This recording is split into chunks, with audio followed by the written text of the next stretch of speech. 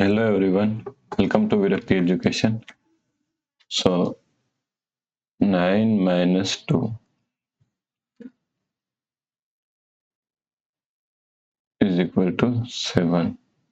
Okay, then again 9 minus 2 is equal to also 7. Now 7 multiply 7 is equal to 49. But this answer is not correct. This answer is completely wrong. Okay, so now let's solve this problem correctly by using a PEMDAS rule. Okay, PEMDAS. PEMDAS.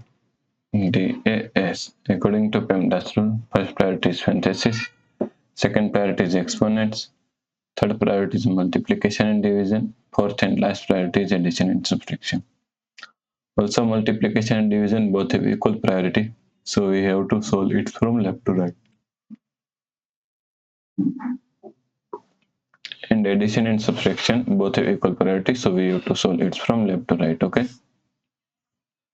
so is equal to, in this problem here is a parenthesis, so first we have to solve parenthesis. Okay, so 9 minus 2, now solve this parenthesis. 9 minus 2 is equal to 7.